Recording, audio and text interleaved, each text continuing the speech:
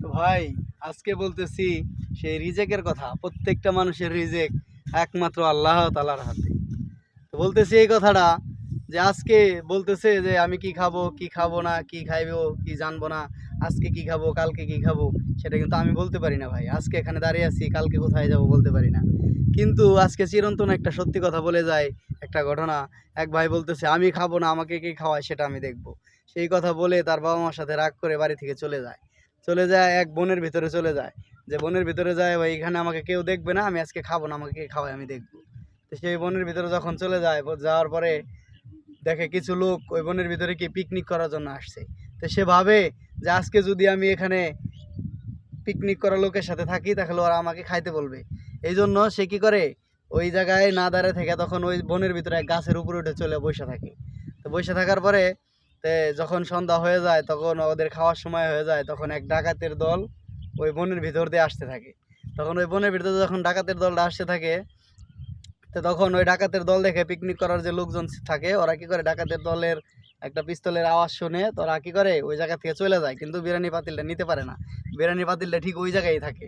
তো তখন ভাই ওই ডাকাতরা ভাবে যে আমাদেরকে মারার জন্য মনে হয় কেউ ওই বিরিয়ানি পাক করে বিষ মিশিয়ে রাখছে।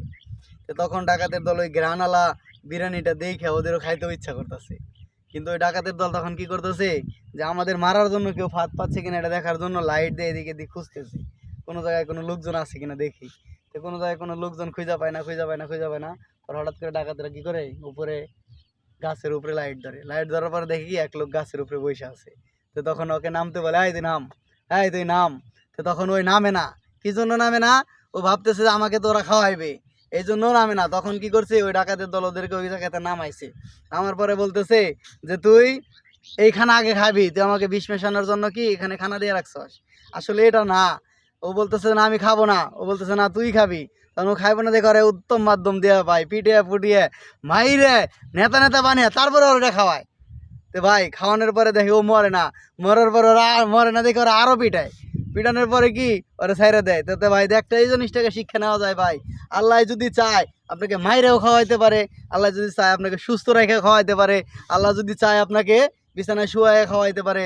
অতএব একটাই এটা চিরন্তন সত্যি কথা, যে রিজেকের মালিক একমাত্র আল্লাহ, আর কেউ রিজেক দিতে পারে না। কালকে কি খাবেন আপনি জানেন না, আজকে কি খাইতেছেন, এখন কি খাই আইছেন, কালকে যদি আপনাকে জিজ্ঞাসা করা হয় আপনি বলতে পারবেন না। কারণ কি জন্য? রিজেকের মালিক আল্লাহ, ওইটার কথা কারো স্মরণ থাকে না। আজকে 3 দিন আগে আপনি কি খাইছেন বলতে পারবেন না। অতএব কি রিজেকের মালিক আল্লাহ, এটা চিরন্তন সত্যি কথা। আপনার বিশ্বাস করতেই হবে রিজেকের মালিক আল্লাহ। আপনি খাইতে পারেন না, আপনি খাওয়াইতে পারেন না, একমাত্র আল্লাহ তাআলাই খাওয়ায়।